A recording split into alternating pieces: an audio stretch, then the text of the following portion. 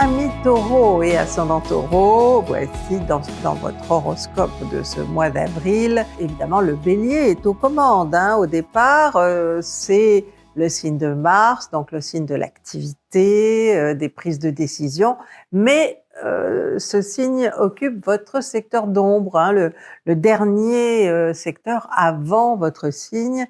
Donc, si vous voulez, en ce qui concerne votre énergie solaire, elle est un petit peu, pas diminuée, mais quand même un petit peu affaiblie. Alors peut-être que vous êtes fatigué, tout simplement, que vous avez besoin de vacances, de repos, de prendre de la distance, ou alors, ou alors vous avez trop de travail et c'est ça qui vous fatigue, vous avez une charge mentale importante.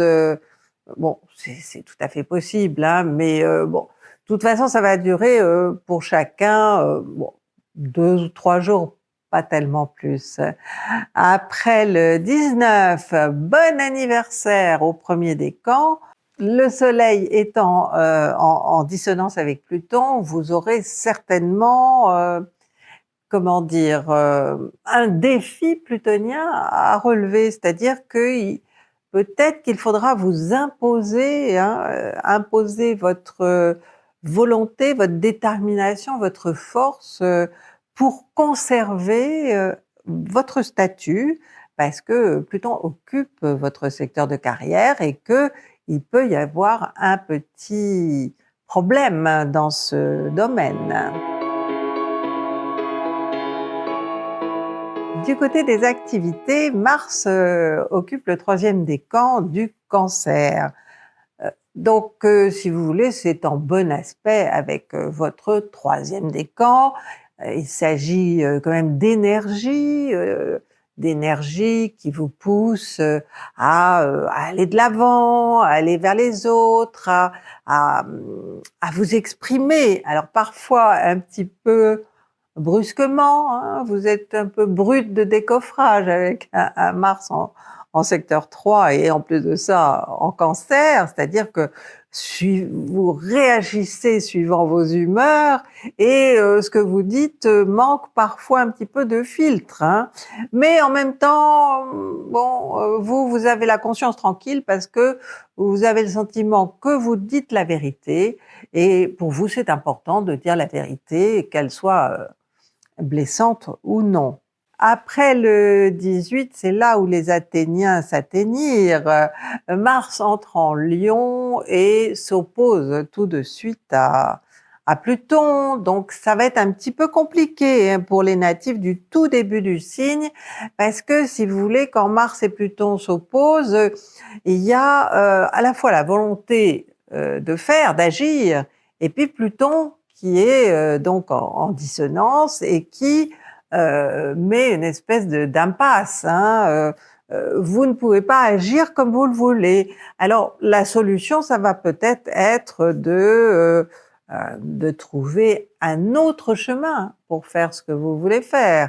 Et il va falloir être créatif pour arriver à passer par-dessus Pluton. Côté cœur, Vénus est bien placée, elle est dans le troisième décan des poissons. Bon, elle rétrograde jusqu'au 13.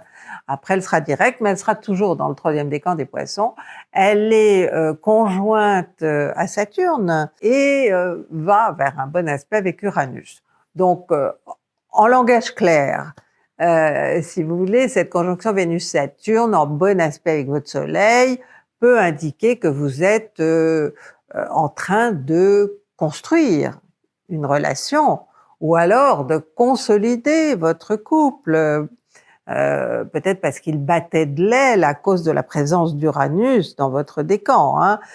Uranus, quand même, elle provoque de l'instabilité, des incertitudes, des moments où ça peut basculer. On est sur la crête, on ne sait pas si si ça va passer ou si ça va casser. Donc, cette conjonction Vénus-Saturne, à mon avis, elle est rassurante pour ceux qui ont justement passer des moments un petit peu difficiles sur le plan cœur, ou alors ça peut jouer sur le plan financier aussi, hein. On sait que Vénus est en charge des deux domaines. Donc, une fois qu'elle aura repris une marche directe, tout ce que je viens de vous dire va s'exprimer, hein, de manière beaucoup plus visible, hein. Auparavant, tant que Vénus est rétrograde, c'est un petit peu souterrain, ou alors ça vous travaille intérieurement, mais donc après le 13, ce sera vraiment réel, visible. Le 4, le 9, le 19 et le 25 sont les meilleurs jours de votre mois, à part, bon, même avec la dissonance de Pluton, le 25, bon, vous trouverez le moyen, je vous le disais, de dépasser le problème. J'espère que vous avez apprécié cette vidéo. Alors, hein, les petits pouces, vous vous abonnez si vous n'êtes pas abonné. Et puis, vous pouvez nous retrouver sur Instagram, sur Facebook. N'oubliez pas non plus, c'est l'astro.com, notre site, ou 12.love, où vous pouvez à la fois faire des belles rencontres sur l'application. Je vous rappelle aussi que nous donnons des consultations, Zoé et moi, et que nous faisons des directs le mardi et le vendredi. Je vous souhaite un très bon mois.